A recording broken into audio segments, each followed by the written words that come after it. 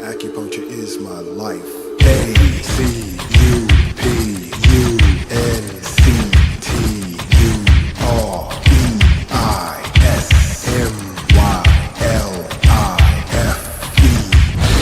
Let us begin.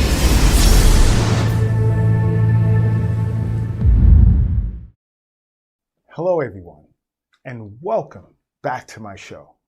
I'm Dr. Lott, your host and educator from Acupuncture is My Life. Now, this episode's interesting case of the week is on coughing. Now, coughing is a very common symptom of respiratory disorders, whereby in Chinese medicine, it is seen as lung qi failing to disperse and descend. Now, to learn more about the lung qi, watch my episode on the functions of the lung in Chinese medicine. Now, there are two types of cough in Chinese medicine. One is when there is a coughing with sound, but sputum cannot be produced as a result. And the other is a productive cough with lots of sputum, but no sound.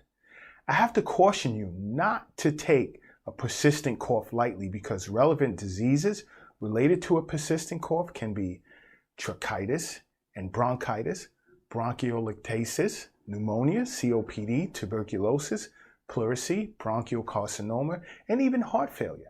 So once you begin to notice a persistent cough that doesn't seem to let up, go see your primary care physician right away for further diagnosis.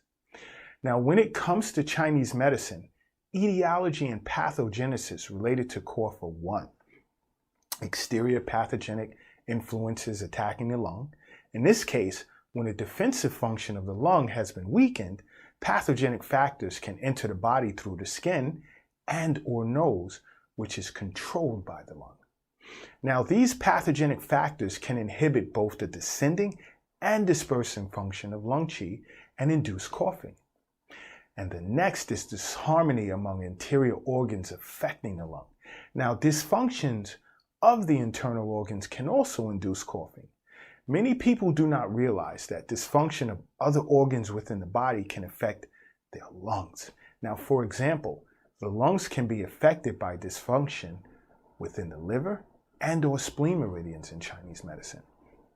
Now, for instance, stagnant liver qi or liver fire, which is usually caused by emotional stress, can affect the lung and inhibit the descending function of lung qi.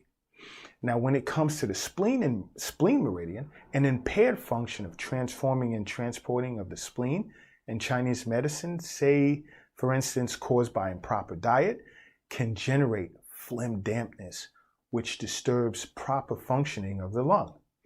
Now, when it comes to my special case of the week, I diagnosed my patient with wind heat attacking the lung because there was an acute cough that was loud and she had sticky yellow sputum that was difficult to expectorate.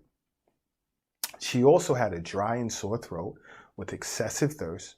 Overall, she presented with symptoms of aversion to wind, fever, sweating, and headache with yellow nasal discharge.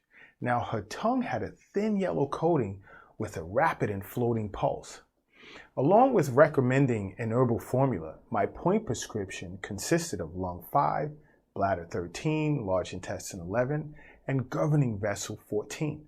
I utilized the reducing method on all of my points, and after just 2 treatments, my patient reported that her nasal discharge and sweating episodes had cleared up, but she still finds, although less frequent to a great extent, there's still somewhat of a lingering cough.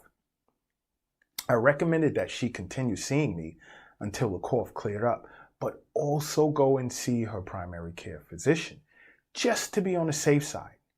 Now, there you have it, my interesting case of the week. Now, don't forget to subscribe to my show. And until next time, acupuncture is my life. What's yours?